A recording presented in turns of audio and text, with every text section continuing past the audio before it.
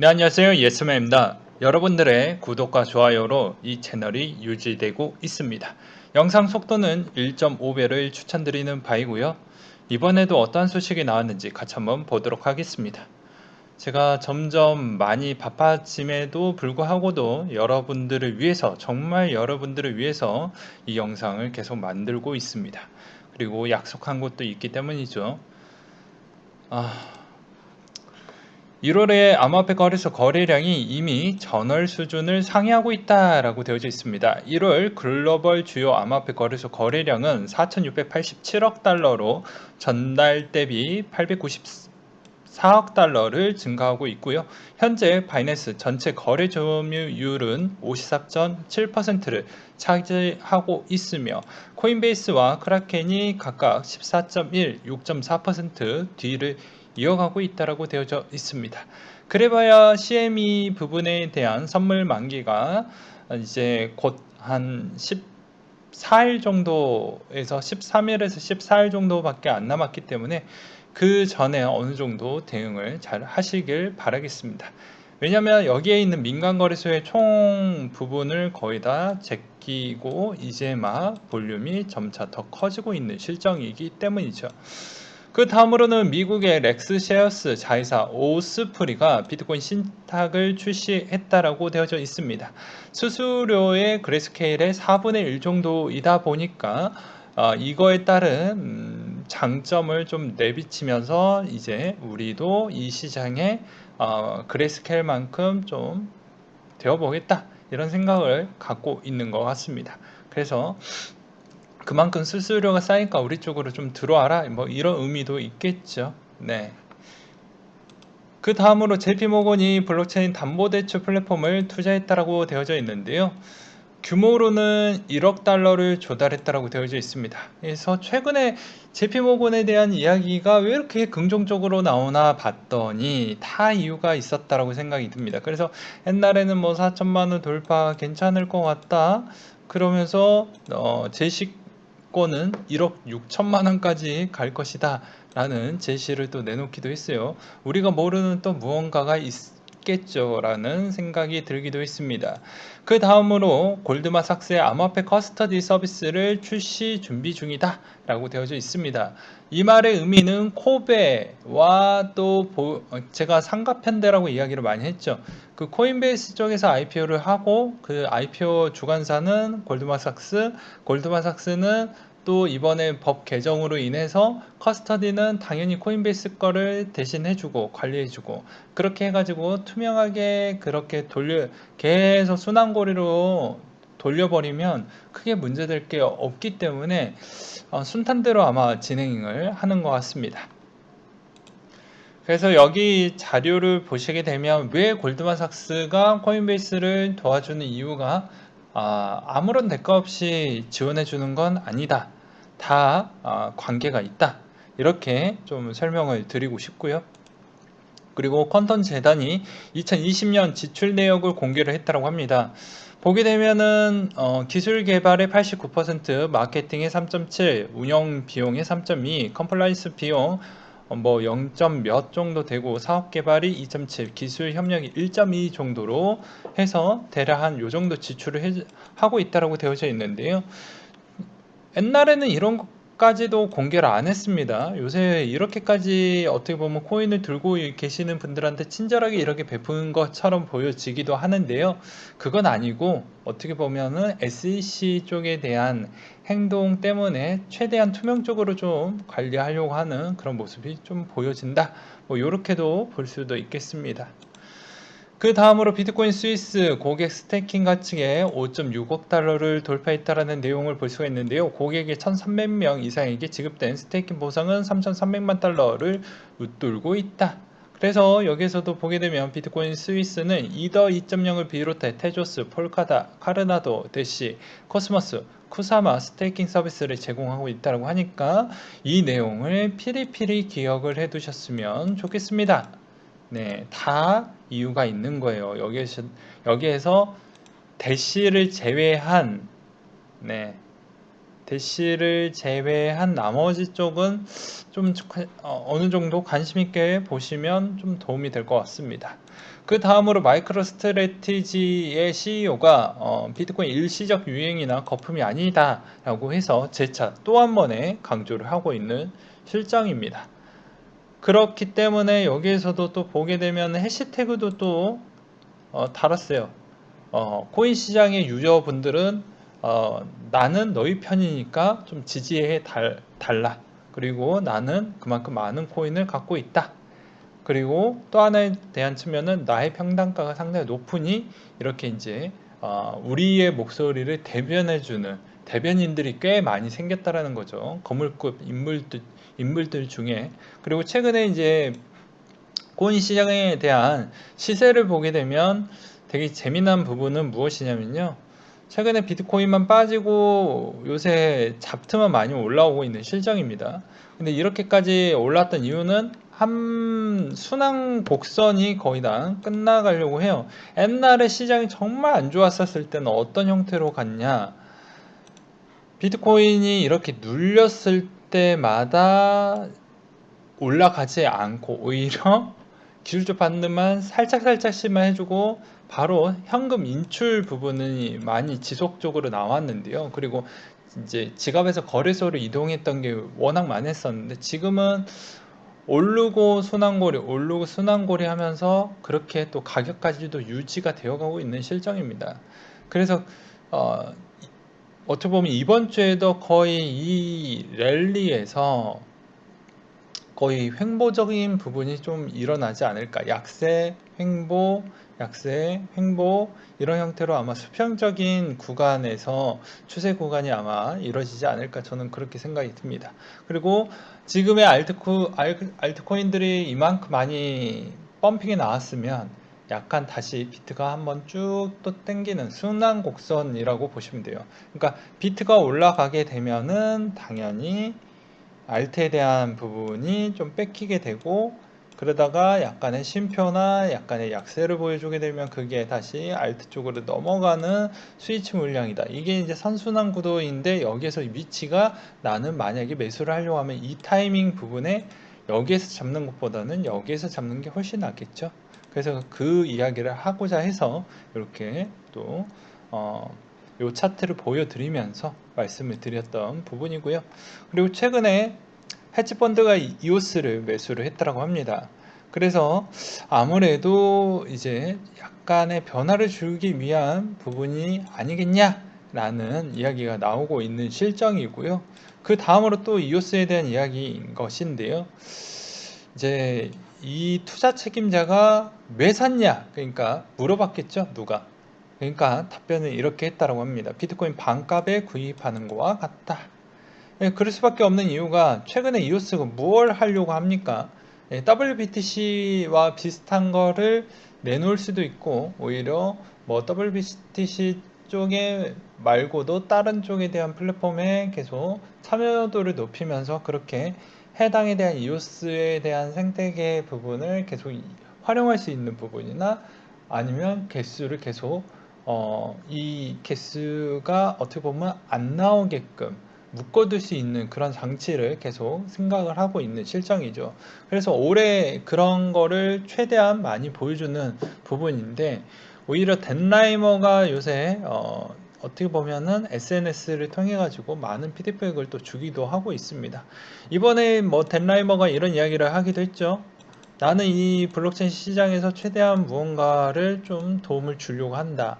그렇다라고 하면 아무래도 뭐 이오스에 관련된 뭐 새로운 코인을 자체적으로 만들 수도 있고 아니면 뭐 다른 생각이 있나 봅니다. 그리고 폴카닷에 대해서 어떤 분이 남겨주셨던 내용인데요. 폴카닷 그리고 에이다 그리고 팁을 내가 알려주겠다. 골드 1254님께서 이제 차트 부분에 대한 이야기를 좀 했는데요. 아무래도 많이 올라갔으니까 잠깐 쉬어가지 않겠냐? 그리고 폴카닷이 2Q, 3Q 때 테스트 때 메인넷 원래 시장의 추세가 좋으면 어떻습니까? 호재를 씹어 먹지 않고 그대로 반영이 됩니다. 그렇기 때문에 잘 보셨으면 좋겠고요. 에이다 자체도 어느 정도 계속 물량이 안 나오는 형태로 계속 유지가 되어 가고 있고, 최근에 일본 쪽에 대한 시장에 대한 그런 유동성이 계속 늘어나고 있는 실정이다 보니까 에이다도 약간 거래량 추이도 괜찮아지는 것 같습니다. 그래서 여기서도 보게 되면 국내 거래량보다 해외 주도 거래량이 동반해서 많은 양인 것 같다. 그래서 김치코인은 아니다 라고 선을 그었고요. 그리고 투자에 있어서 비트코인 시장이 상당히 중요하기 때문에 코린이 분들이 꼭 그런 실수를 많이 하더라고요. 내 코인의 차트만 보고 내 코인의 소식만 보면 의미가 없습니다.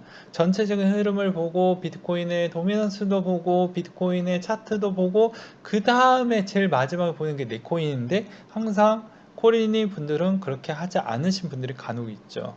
그래서 그런 이야기를 여기에서도 저와 같은 생각으로 이렇게 또 표기를 해놨습니다. 1이더 그리고 0.1 비트코인, 그러니까 비트코인의 해지용으로 들고 가는 거예요. 수익률 대비를 고려하면서 들고 가는 거 아니고요. 제발 그 점을 좀 알고 계셨으면 좋겠고요. 그리고 잠깐 이야기를 했으니 폴카닷에 대해서 잠깐 설명을 하고 넘어가도록 하겠습니다. 인터체인 프로젝트로 되어져 있고요. 체인 간의 원활한 데이터 전송을 가능할 수 있게끔 모든 블록체인의 상호 운용 계층이 되는 것, 연결해주는 거라고 그냥 간단하게 보시면 될 것 같습니다. 여기서도 이제 뭐 릴레이 체인, 파라체인 부분이 있는데 이건 그냥 참고만 하셨으면 좋겠고요. 특장점에 대해서 한번 보게 되면은 30분 만에 새로운 블록체인이 생성이 가능하며 신호 확인, 제목이 등 필요한 블록체인을 런타임을 통해 선택만 하며 손쉽게 이쪽으로 끌어당길 수가 있다. 그리고 에이다도 단일 CSL과 여러 개 CCL로 나뉘어진 구도인데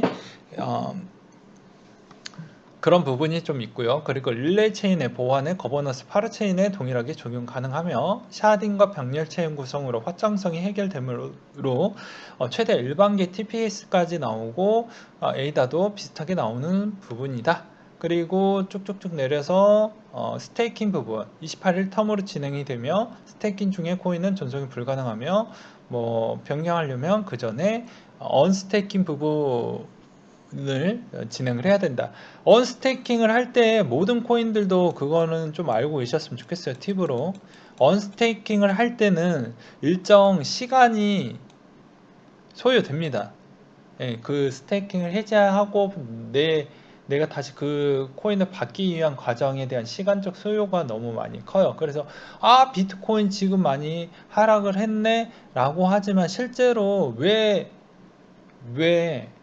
그게 어떻게 보면은 이 비트코인 자체에서도 스테이킹 했던 물량은 바로바로 또 팔 수가 있는 건 아닙니다. 언스테이킹에 대한 시간적 소요가 꽤 길기 때문에 그런 부분이 좀 소화가 되어 줘야지만 가능하다라는 거. 그러니까 기존의 거래소 그리고 기존에 쓰고 있는 지갑들에 대한 뭐 어드밴티지로 썼던 부분, 그런 거는 거의 당일날 나올 수 없는 물량이라는 걸 꼭 기억을 해 두셨으면 좋겠어요.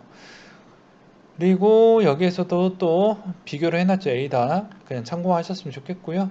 그리고 여기도 D앱에 대한 도입성 부분을 한 번쯤 읽어봐 주셨으면 좋겠습니다. 시간 관계상 한번 멈춰놓고 한번 읽어봐 주셨으면 좋겠어요. 네, 요런 내용이 있습니다.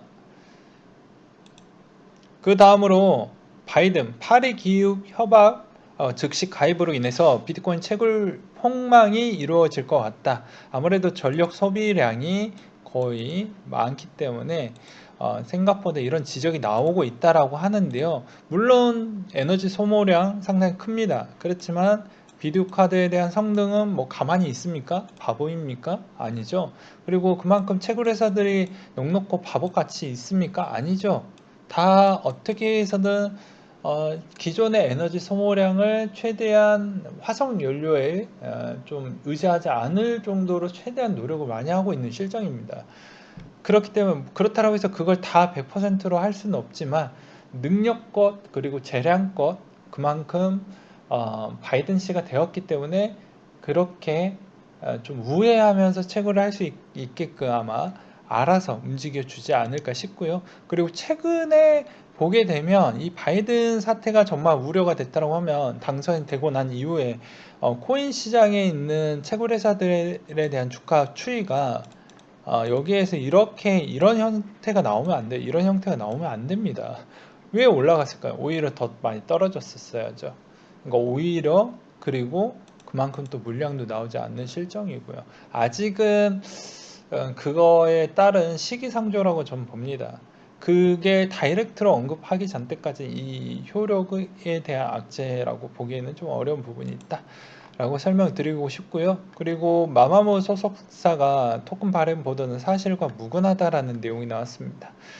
예, 보게 되면은 공식 입장을 말해 줍니다. 예, 보도된 내용과 다르다. 뭐 이런 이야기를 할 수밖에 없는 이유 중에 하나는 이 회사는 연예기획사로 제가 많이 봤어요. 여기에 양파가 있고 그리고 마마무가 있고 또 한 명이 더 있습니다. 가장 이름값이 있으신 분이 있는데요. 여기가 이제 IPO를 하려고 그렇게 용을 많이 쓰고 있는 대표님이 계십니다. 네, 그리고 히트곡 제조기를 최근에 많이 쓰기도 했죠. 그렇기 때문에 웬만해서 그걸 한다라고 저는 보지는 않습니다. 예, 왜냐면 문제가 되면 상장이 힘들어지기 때문이죠. 그리고 요새 주식장이 훨씬 더 좋기 때문이죠.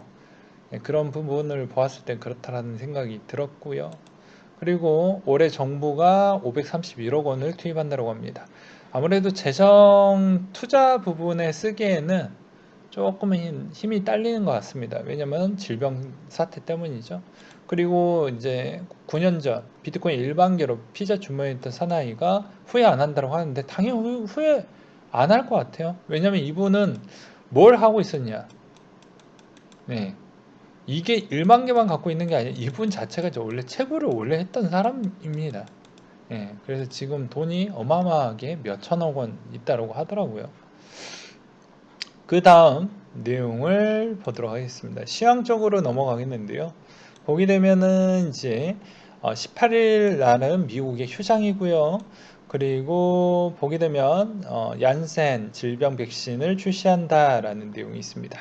그리고 미국의 대통령 취임식이 20일 날 있으니 어떠한 이야기가 나올 것인지 어차피 이미 답은 정해져 있지만 그래도 한번 보고 물가 추이와 부양책 추이를 좀 더 보자. 확실하게 우리가 알고 있던 예정과 똑같이 나오는지 좀 보았으면 좋겠고 22 통화정책위원회 금리 내용과 긴급 채권에 대한 매입 규모량이 변동사항이 있는지 그리고 주말은 넘어가고요. 26일 날 미국의 FMC에 대한 내용이 있습니다.